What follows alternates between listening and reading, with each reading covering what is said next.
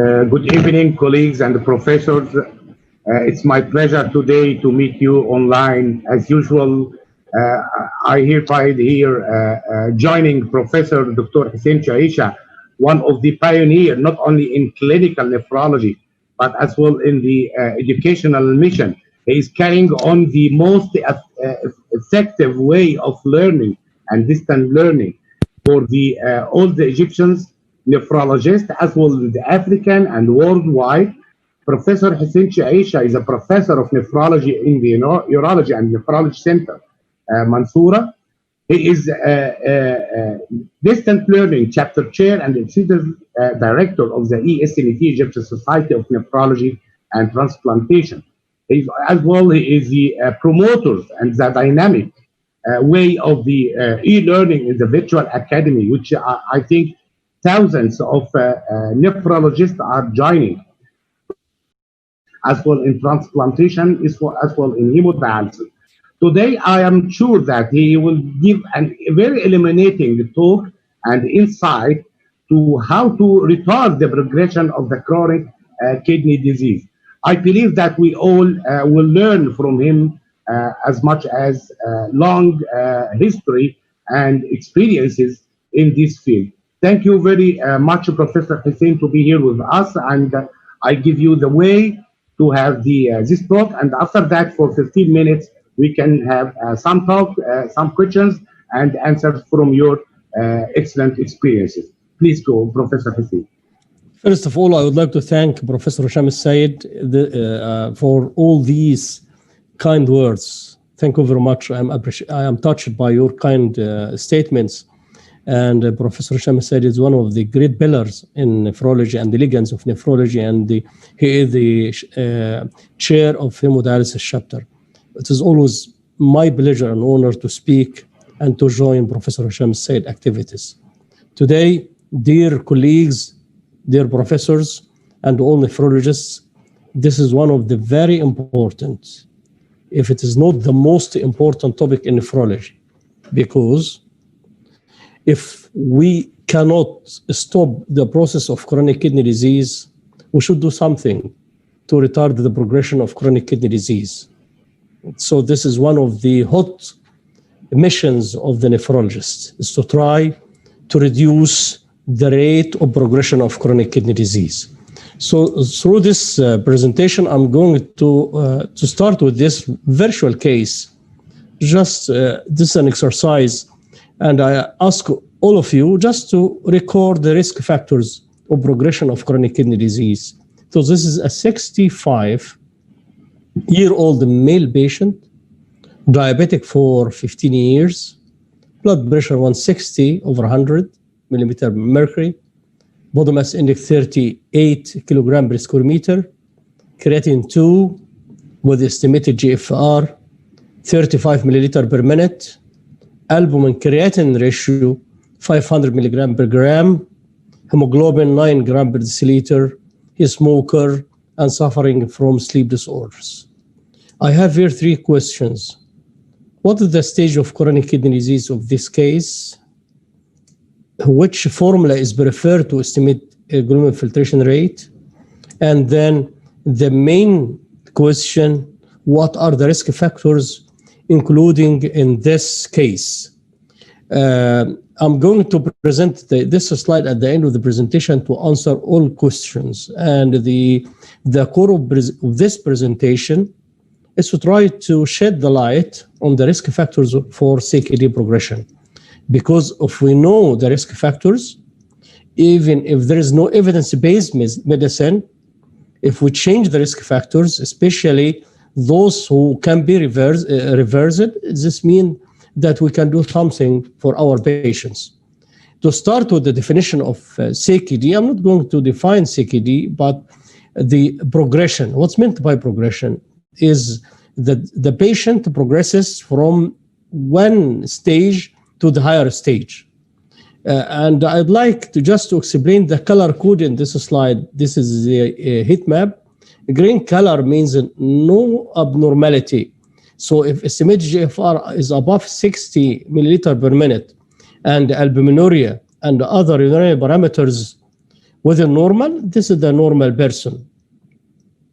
And then all the other colors refer to abnormal state, chronic kidney disease. To say chronic kidney disease, it means that we have either GFR estimated from a formula is persistently lower than 60. What's meant by persistently? More than 3 months. Even if the GFR is above 60 milliliter per minute, we should have other parameters that may denote kidney damage, like albuminuria in abnormal way, either albuminuria 2 or 3, and this is the values of A2 and A3. Pay attention to this, either milligram per gram or milligram albumin per millimole creatinine. If we say milligram per gram, it is tenfold the milligram per millimole. So if from 30 to 300 milligram per gram or 3 to 30 milligram per millimole, this means that we are in A2. A3 means severe albuminuria and including nephrotic syndrome, albumin creatinine ratio either above 300 milligram per gram or more than 30 milligram per millimole. And to be sure that albuminuria, to say A2 or A3, it should be persistent more than 2 subsequent readings. So to say chronic, we need subsequent and persistent elevation of creatinine and the reduction of GFR or albuminuria. So progression means if we have the patient in any stage of these stages and then progressed, for example, from 3A to 3B, because 3A means GFR between 45 to 59, and then 30 to 44 is 3B, 4 from 15 to 30, and less than 15 is stage 5. The secret of the code, green color means normal person, yellow color, orange color, and red color means chronic kidney disease, if it is persistent. The more the darker the color, so from yellow to orange to red, the higher the risk. For what? For progression of chronic kidney disease and worsening of the stage of chronic kidney disease, for development of cardiovascular disease and even mortality. This is a very important slide for the definition. What are the risk factors of progression of chronic kidney disease? Risk factors are classified, and I like this classification into modifiable, partially modifiable, and non-modifiable.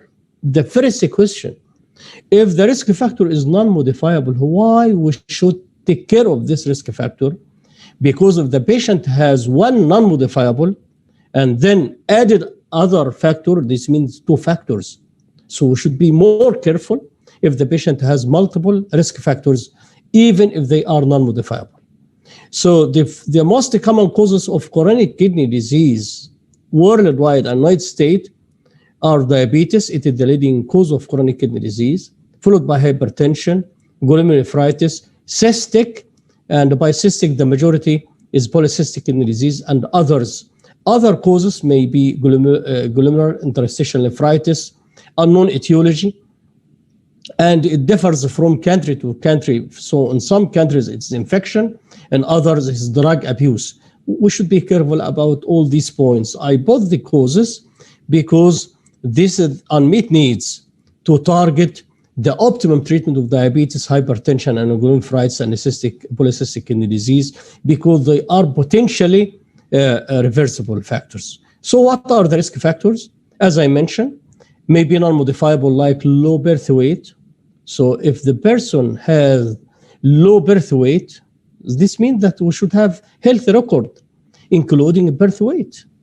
To the extent in the United States, for example, they don't agree to take a kidney from a potential live kidney donor who had a previous history of low birth weight. It is non-modifiable, but it carries the risk in the future. We should be careful.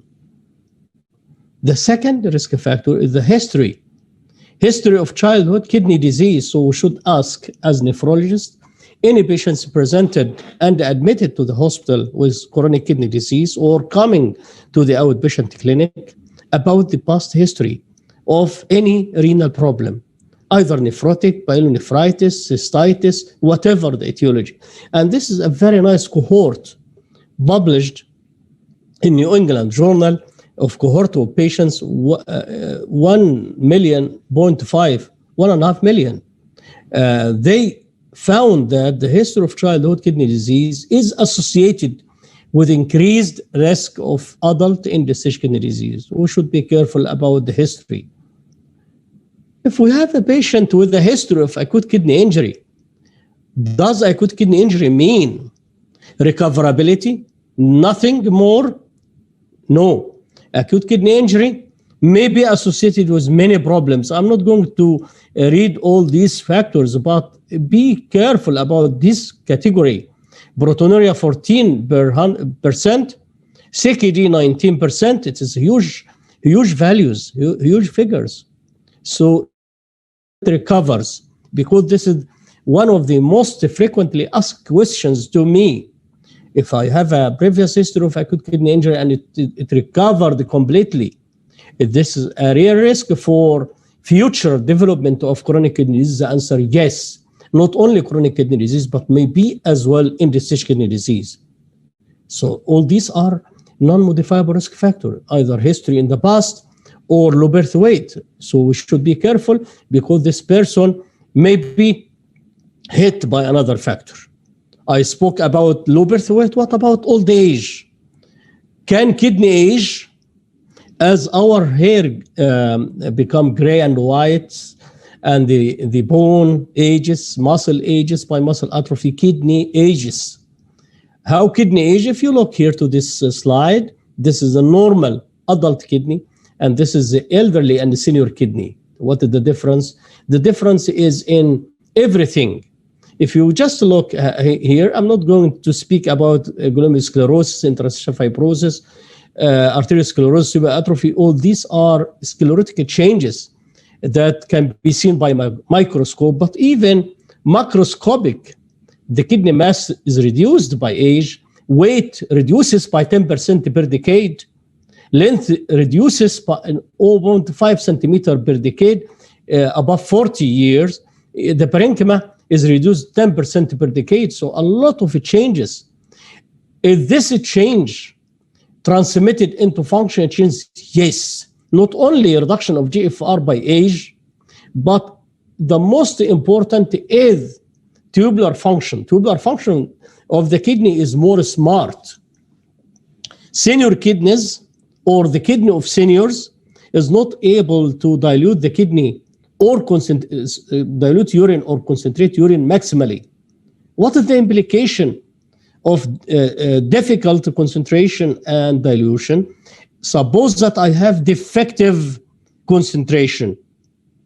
If I am exposed to dehydrating environment, this will be very catastrophic.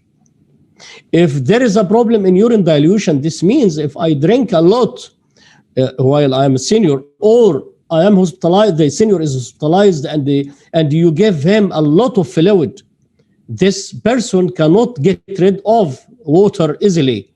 So he will be in volume overload. So please pay attention to the use of diuretics in elderly, and as well as fluid therapy in elderly. We should do all these as we wait in gold. So all these, you can consider all what I mentioned: low birth weight, previous history of kidney diseases, previous acute kidney injury, the aging. All these are non-modifiable risk factors. For these persons, I should be more careful. Regarding the potentially modifiable risk factors, I'm going to speak about hypertension. I'm not going to give details about hypertension because it needs many sessions. But this is only one slide for hypertension. We need blood pressure for the majority of cases to be reduced to the target 130/80. And we can reduce, if the patient is not diabetic and he has CKD, we can even intensify blood pressure control if it is tolerated down to less than 120/80. But to be careful in diabetic. What are the agents to be used? The first agents of choice are either angiotensin converting enzyme inhibitors or angiotensin receptor blocker. This is the statement, especially if the patient is proteinuric. This is from the American style, but in European guidelines, as you see in this slide, from the beginning, they prefer combination therapy. So either ACE inhibitor or ARBs plus calcium channel blocker or diuretics. How to choose, how to select? If the patient is edematous, yes, ACE inhibitor or ARBs plus diuretic because the patient is edematous. If there is no edema, ACE or ARB plus calcium channel blocker. So this is the starting combination. And then to add the third. So we have ACE inhibitors, calcium channel blocker, diuretics, and lastly, if the blood pressure is resistant, we can add potassium-sparing diuretics. Regarding the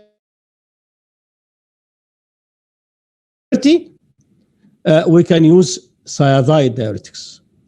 If it is less than 30, we shift to loop diuretics. What about beta blocker? Beta blocker is reserved to a special situation, if there is coronary or heart failure. But on dialysis, beta blocker is the first drug of choice. So in dialysis, beta blocker is the first drug of choice, followed by calcium channel blocker and the ACE or ARB to the third rank. And fourthly, you can give vasodilators in dialysis patients. So there is a complete difference between CKD and dialysis patient regarding the choice of antihypertensive. I'm speaking about progression. Yes, blood pressure should be controlled to the target that I mentioned. If the patient is not diabetic, to intensify blood pressure control to less than 120/80, so long as it is tolerated. And this is according to 2020 Canadian guidelines. If the patient is diabetic, it is enough to stick to 130/80. And then the choice ACE or ARB, then to go ahead, calcium channel blocker diuretics, and lastly, potassium sparing diuretics. So this is the mission of blood pressure control in chronic kidney disease. If the patient is diabetic, because diabetes is the most common cause, how to deal with diabetic for retarding progression? Treatment of diabetic kidney disease is not only concentrated on glycemic control. We should tackle all these: glycemic control, blood pressure control, proteinuria control by RAS blockade, lipid control, lifestyle. And lifestyle is, for my mind, lifestyle is more than anything else. Stopping smoking, using aspirin for protection. And the first drug of choice is RAS blockade, as we learned it many times from our professors, and Professor Hisham agree with me that RAS blockade is the drug of choice, especially in proteinuric diabetic patient. We start with ACE inhibitor. If the patient doesn't tolerate, we can give ARB. If you are convinced by the superiority of ARB from the beginning, it's okay, so long as I am hitting this pathway. But don't combine both ACE inhibitors and ARB together. And this is, the evidence is 1B. So the best level of evidence in diabetic, proteinuric, chronic kidney disease patient is the use of RAS blockade, according to the trial that I'm not going to mention even their names. And how to use ACE inhibitor or ARBs? We should monitor creatinine, estimating GFR before and after 1 week or 2 weeks of starting ACE or ARB. And then if there is any increase of potassium and a reduction of GFR or increasing creatinine by more than 30%, we should review ourselves. If there is any transient factor like dehydration using diuretics, etc., I should review myself. If there is no, I can modify or stop. If the rise but less than 30%, I should repeat until I reach the plateau. So we should learn how to use these drugs safely. What about the anti-diabetic drugs for the sake of retarding progression of chronic kidney disease? Beyond doubt, sodium glucose cotransporter 2 inhibitors are the class of highly significant importance. Why? This is based on Credence trial. Credence trial, it is a double-blind randomized control trial, placebo randomized control trial, including a large number of patients. And the primary endpoint was nephropathy. And this randomized control trial proved that in type 2 diabetes, using of canagliflozin protects kidney. So it slows the progression, evidenced not from theoretical background. By the way, all antidiabetics in type 2 diabetes may be beneficial for the kidney, either direct or indirect, with only one exception, which is sulfonylurea. But from the evidence-based medicine, sodium glucose cotransporter 2 inhibitors is the best, followed by glucagon-like peptide 1 receptor agonist and then metformin. And this is the number of patients. Nowadays, we are not credence only, but DABA kidney, DABA CKD, and this is fantastic. And this is published yesterday in the nephrology transplantation. Not the results, it's still the results. I think it was announced yesterday in one of the conferences, and it will appear in the journal soon, that the merit of DABA CKD is dapagliflozin is used not only for diabetic, but also for CKD patients. And this is I would clarify the patients and their characteristics. So dapagliflozin is used in DABA CKD in comparison to placebo. The number of patients 4,000. There is a fraction of non-diabetic, so diabetic and non-diabetic, and type 1 diabetes is excluded. Background ACE and ARB, this is the standard, except if it's not tolerated. Age adults above 18, and the range of GFR above 25, less than 75. So up to this point, I cannot say give sodium glucose cotransporter 2 inhibitor to patients below 30. Here, 25 to 75, and urine albumin creatinine ratio is very high. So credence is positive. DABA CKD, the initial interim results are positive, but we are waiting the full publication, and we are waiting IMPA kidney. If IMPA kidney plus DABA CKD plus credence show the same result, this means that we should use this class with its precautions. And this is a very nice meta-analysis for all what is published for sodium glucose cotransporter 2 inhibitor targeting heart and kidney. And you can see beyond a doubt this class is beneficial if we can use. What are the major limitation? As I mentioned, if GFR is less than 30, we cannot use them. We use glucagon-like peptide 1 receptor agonist, dulaglutide, because it is given in every week, not every other day or daily.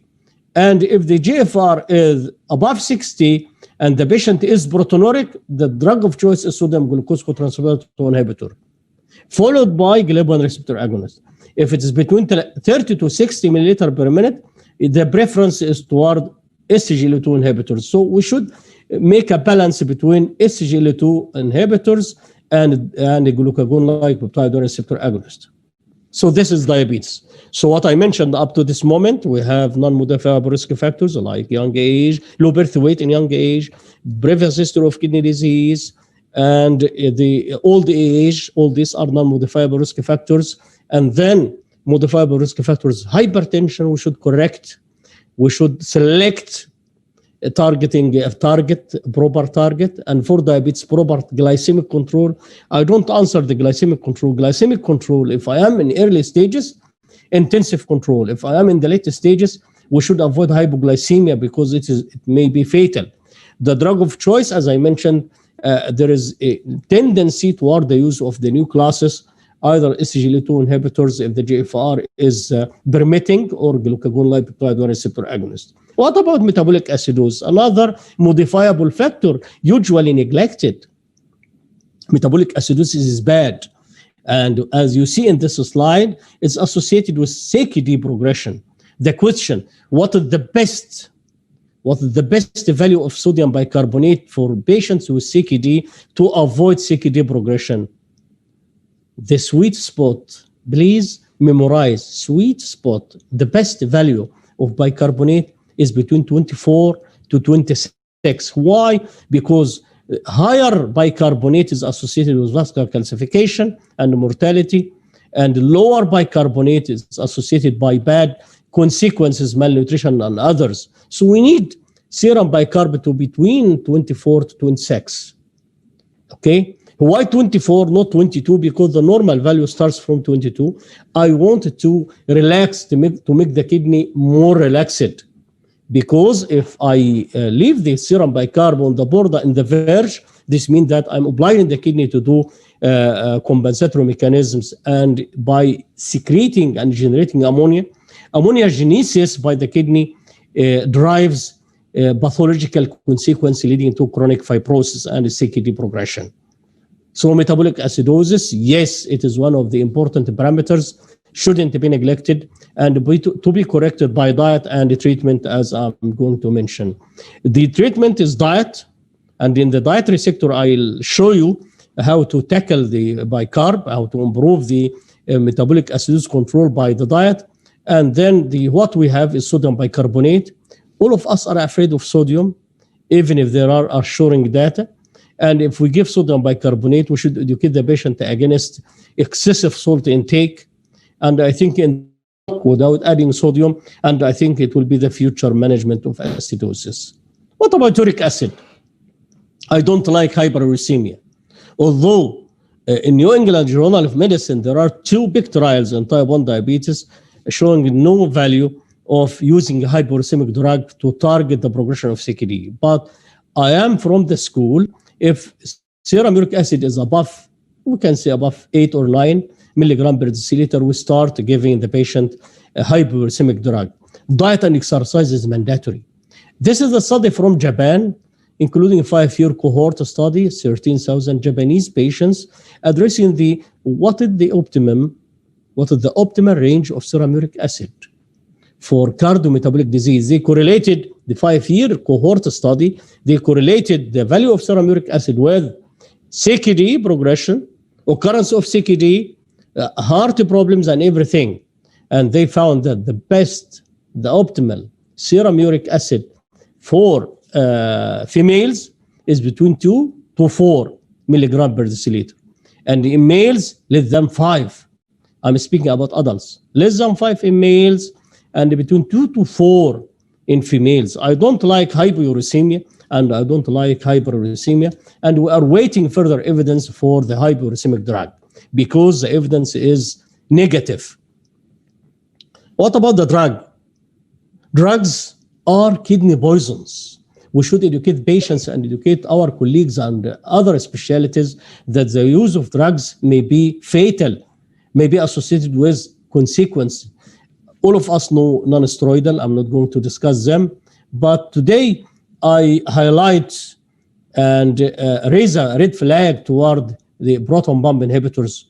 To be honestly, I don't like this class because it's associated with many consequences, like adverse non-kidney, atrophic gastritis, vitamin B12 malabsorption, a lot of infections, adverse kidney, electrolyte disturbance, including hypomagnesemia, hypocalcemia, and sometimes a hypercalcemia if there is granulous interstitial nephritis, acute kidney injury, acute interstitial nephritis, chronic kidney disease, and kidney failure. Even mortality due to cardiovascular, chronic kidney disease, or cancer. So we should educate the patient against stopping them and educating the doctor to de-prescribe them. And their prescription should be restricted to short time according to the patient's situation. So we should review their indications and to restrict their use to proper time of prescription, avoiding long-term use of proton pump inhibitor because we don't need them for long period except in rare cases like gastrinoma, for example. So providers should limit dose and the duration to minimum necessary, and the consideration should be given to monitoring estimated GFR and serum magnesium level, especially important in patients using concomitant diuretics. So if the patient has malabsorption or using diuretics, we should be careful about magnesium. Magnesium here is fatal.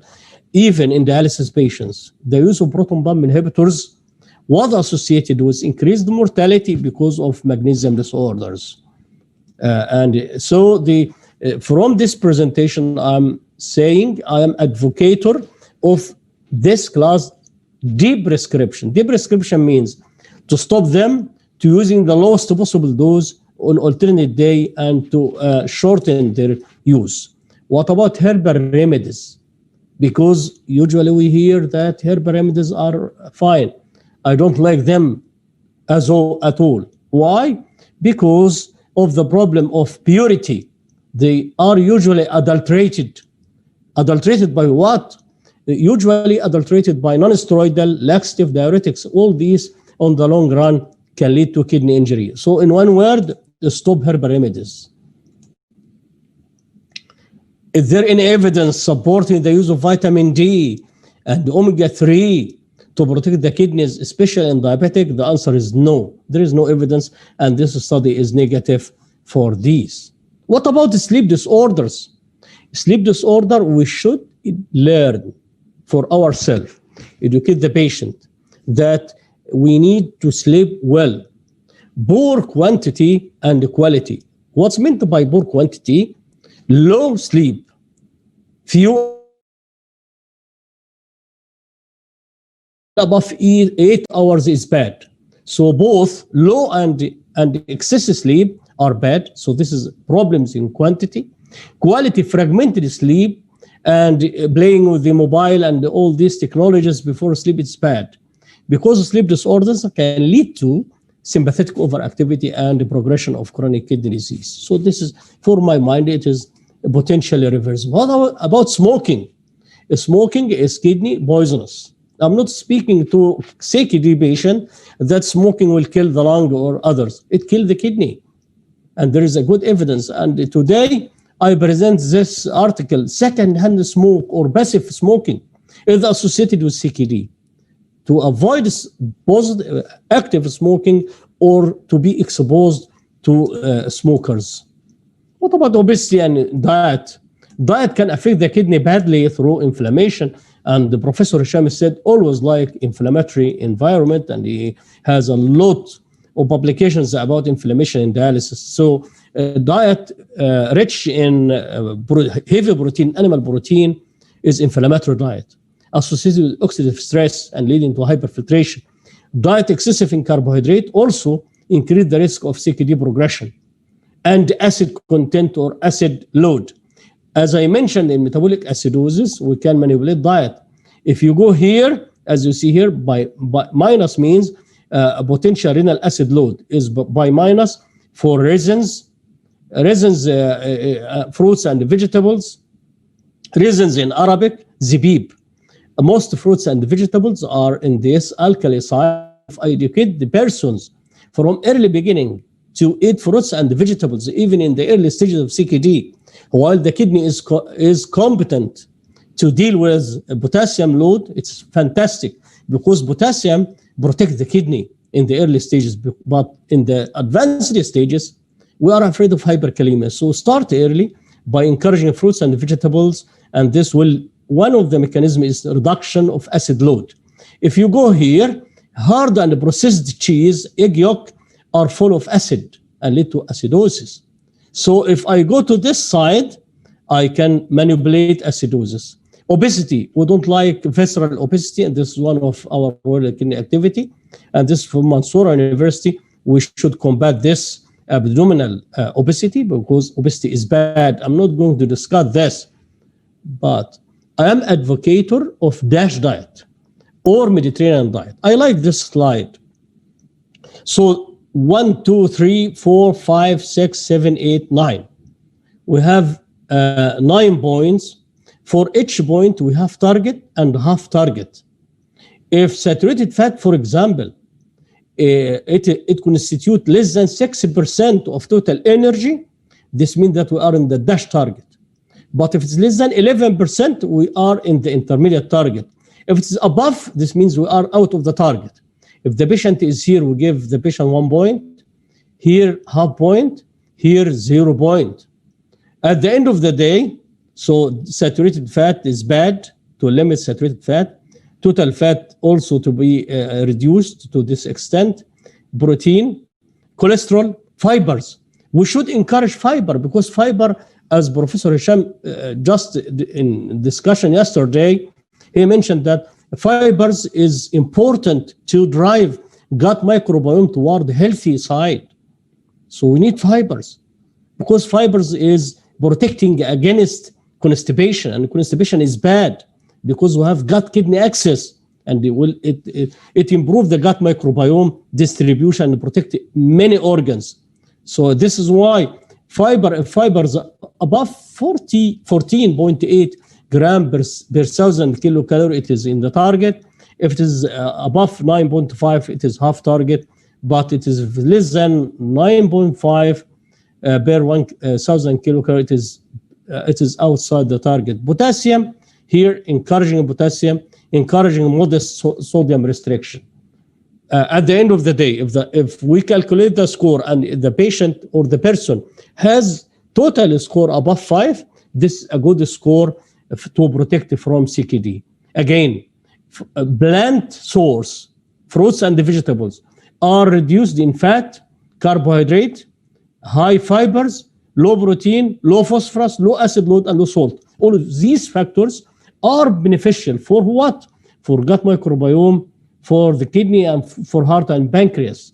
So protect all organs. Gut microbiota is essential to the extent that abusing antibiotic, and this is, I think this is one of the unusual side effects of antibiotics, to increase urinary stones. How antibiotics increase urinary stones? By disturbing gut microbiome and by targeting oxalobiome, because antibiotics can reduce oxalate degrading bacteria or gut bacteria that target oxalate. If the gut microbiome which eat oxalate is killed by the antibiotic, what will happen? Excessive oxalate absorption and stone increasing urinary stones. If the antibiotic cumulative exceed 28 days, is very bad. All antibiotics can be associated with this problem. What about coffee? All of us like coffee. Coffee consumption, especially if it is free of sugar, is beneficial, fantastic for the kidney, with only one exception: patients with polycystic kidney disease, because adenosine in coffee progresses polycystic kidney, increase the progression of polycystic kidney disease and cystogenesis. Outside polycystic kidney disease, for the sake of kidney, we encourage coffee, no problem. So just to conclude, I'm reaching my conclusion, and this is from the World Kidney Day of this year. We should, if we work here, it's okay on secondary prevention or even tertiary prevention to prevent complication. But the best and the highest strategy for healthcare system is to target primary prevention. So primary prevention means obviate or minimize the risk of CKD occurrence. If we succeed to prevent, for example, diabetes, this is the best. So primary healthy lifestyle choices, this is why we should educate all human beings toward healthy lifestyles. Stopping smoking, and Professor Hisham is a smoker, and I advise him against smoker. Health education about CKD and its risk factors. Secondary prevention, like screening, controlling blood pressure, diabetes, etc. So we should target all these points. Let me to discuss the case. What is the stage of CKD? Here is GFR 35. This means that it is between 30 to 45. It is 3B. Albumin creatinine ratio here, it is 500, where it is 500 milligram per gram. This means the A3. So it is CKD, stage 3B, A3.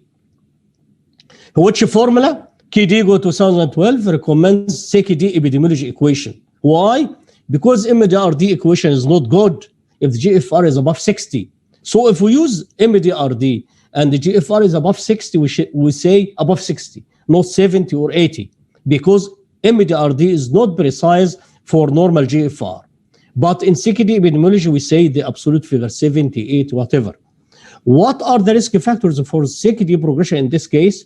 65, old age, it is a risk factor. Diabetes for 15 years, another risk factors. Hypertension risk factor. Obesity risk factor. Creatinine 2 is risk factor. Albumin creatinine ratio A3 is a risk factor. Anemia is debatable. Smoking is risk factor. Sleep disorder is a risk factor. So every word in this slide is risk factors for chronic kidney disease. And this is what we should do. We should increase the awareness of general population what to eat, what to drink by very easy language to make any difference. I should stop here to allow time for discussion. Thank you very much. Hoping you all the best. Thank you very much, Professor Hisham, for sharing this session, and the mic is to you. Thank you, Professor Hussein. It's a very illuminating and a very enriched material in very concise time. You highlight a lot of texting messaging for especially for juniors, to be on the hand of the chronic kidney disease progression awareness. We open here for discussion, and I'm waiting for other colleagues and juniors to have questions to be applied on the link. Together, we can start the discussion in some points you perfectly highlight. The important message. If you have a person with a risk and has a normal serum creatinine, you do an estimated GFR. Should we have as well a urine analysis for microalbuminuria?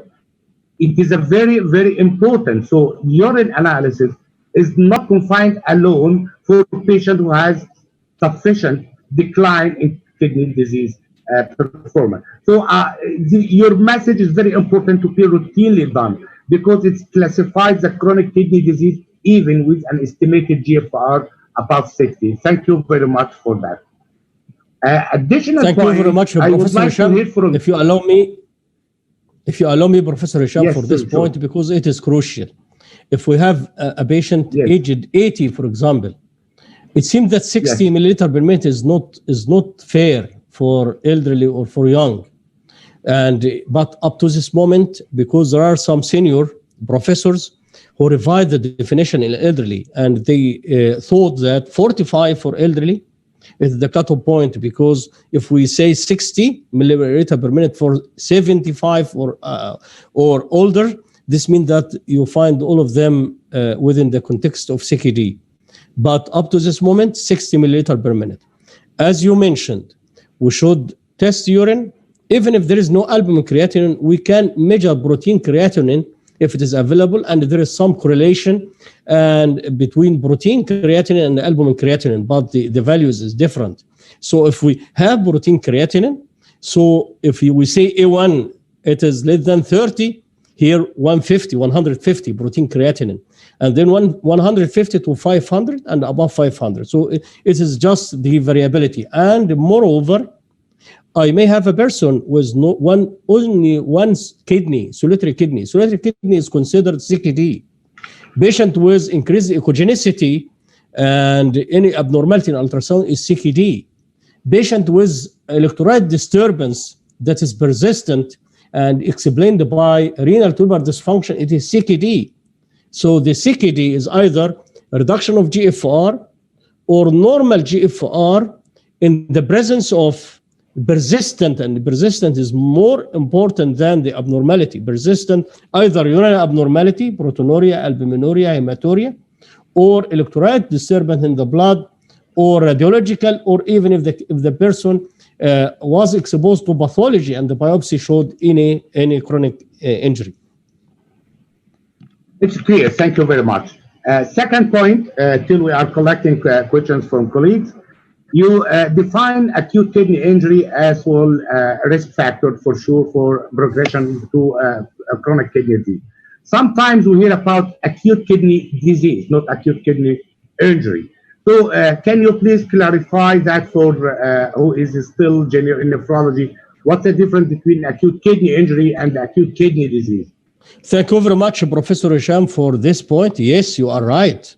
Sometimes we cannot say acute kidney injury, and sometimes we cannot say CKD. For example, to say CKD for a person who has GFR 70 milliliter per minute, I should have albuminuria or proteinuria or abnormalities for more than 3 months.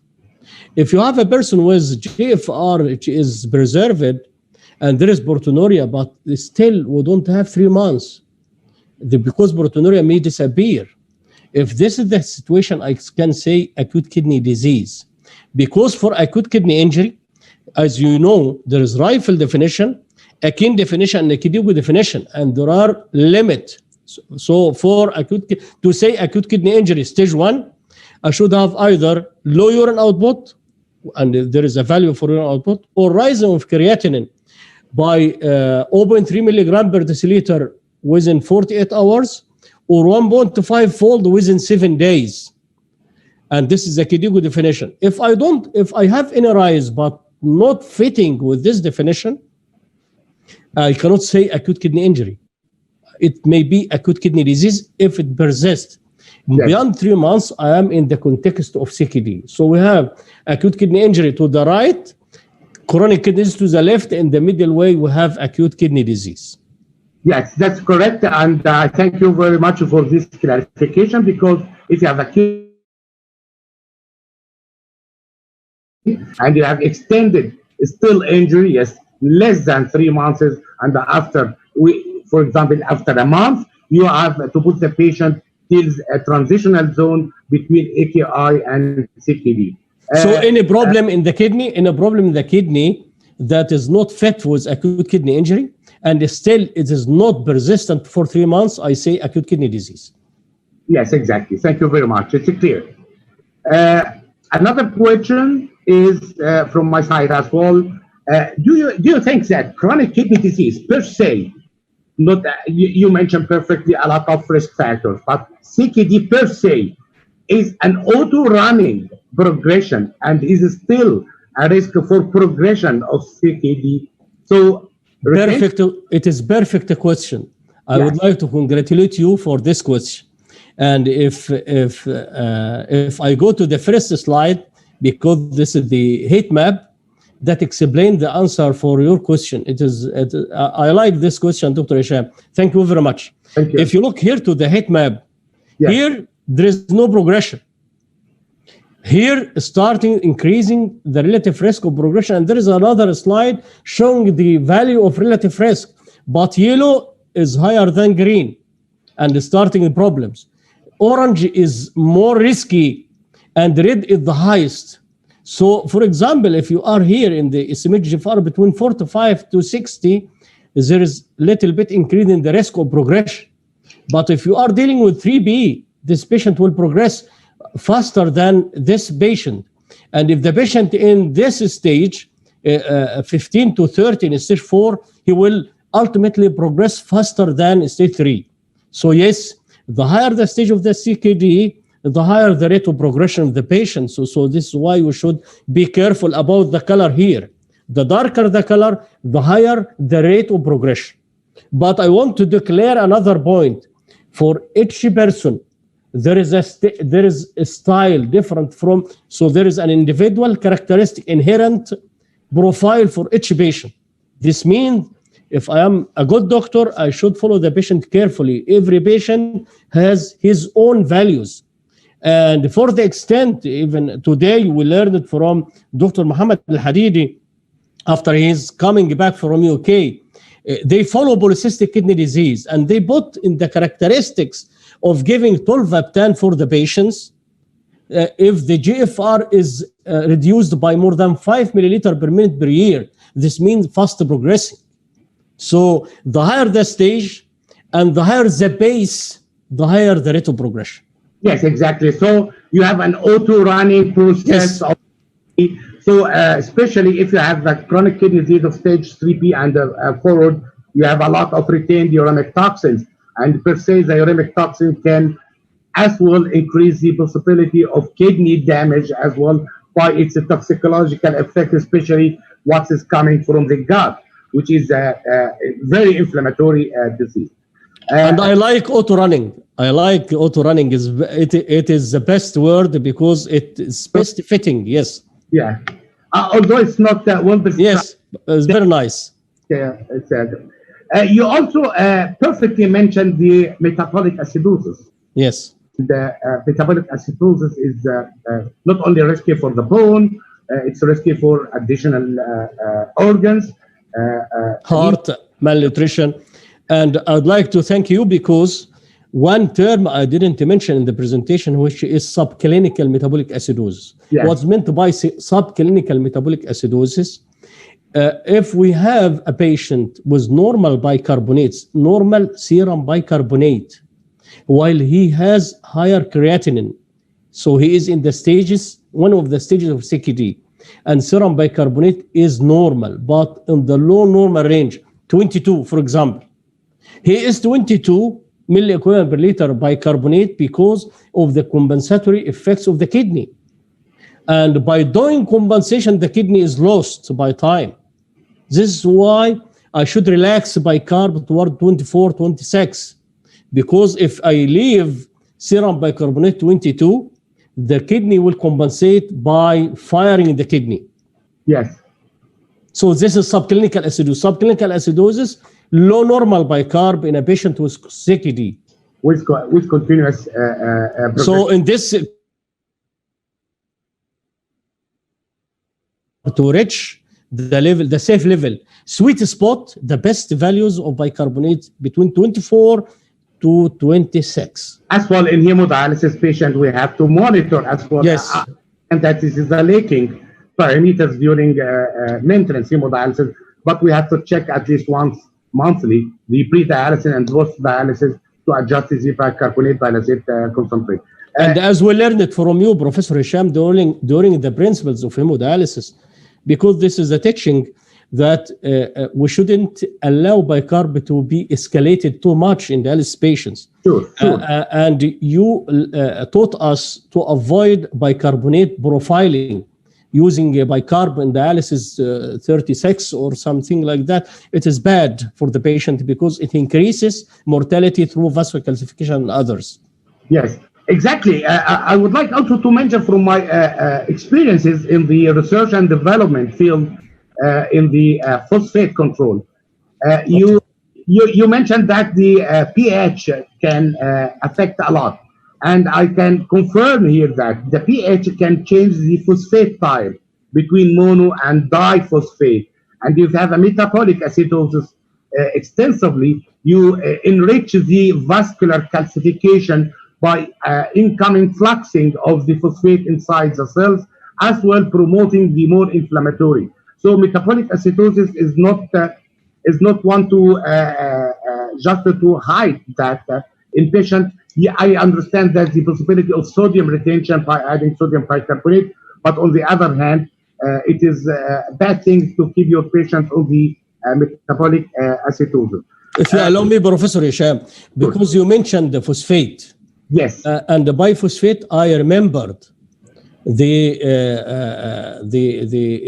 to educate our patients against the beverages, including phosphate, like diet soda or all these cola, 7-Up, all these beverages are bad for the kidney because one of the factor is phosphate, other factor is disturbance of gut microbiome and oxidative stress. To the extent that National Kidney Foundation even raised attention toward a red flag for excess dietary soda. It's bad for the kidney. So regular soda and dietary soda, both of them are bad for the kidney. Sure. We have here one question. I think you answered that perfectly, but I have to mention that coming from our colleagues, he's, I think she is Anne, and the question is there a contraindication for the use of Sympacta and CKD? What? Contraindication for what? Plant origin. Plant. Yeah, Sympacta. Yeah, regarding plant, fruits and vegetables. If we are in the early stages means stage 3, because 1 and 2, as we discussed yesterday, Dr. Hisham, we cannot pick them. So if the patient is stage 3A and 3B, the kidney is fed to get rid of any potassium. But if the patient is treated with drugs that can lead to hyperkalemia like RAS blockade, we monitor potassium in the blood. And we educate the patient how to get rid of excess potassium to keep fruits and vegetables without increased content of potassium. Like dried fruits are bad for excess potassium. So it's better to avoid them. But fruits and vegetables, as you know clearly, Dr. Hisham, it's associated with high fibers, alkali. So it protects against acidosis, increase fibers, protect gut microbiome. So from this point, I advocate my patients toward fruits and vegetables. But I monitor the patient if the patient is treated with any drug that may be associated with hyperkalemia. I may highlight here for the some of the very injurious amino acids, the tryptophan and tyrosine, and this is enriched in many foods. So we have to think about that because they are the sources of many of uremic toxins. And your experience is that in the DASH diet, and they simplify the control of diet, control of blood pressure, control of blood glucose, modifying all the lifestyling can delay the progression. My last question, just to end in the next two steps. What do you think about when to do serum protein electrophoresis or when to go through lead poisoning for definition of the etiology? So your experience, when just the key messages, you can do this test when you are seeing some clinical information in the patient. You touched on an important point because we should ask about drug history, for example, drug history in any individual, especially young ones, especially who are tachycardic, because tachycardic may be cocaine abuser, for example. So this is one sector. If the patient is hypertensive, with progressive increase of creatinine, I may think of lead intoxication, and this according to the environment and according to the habitual behavior of the patient.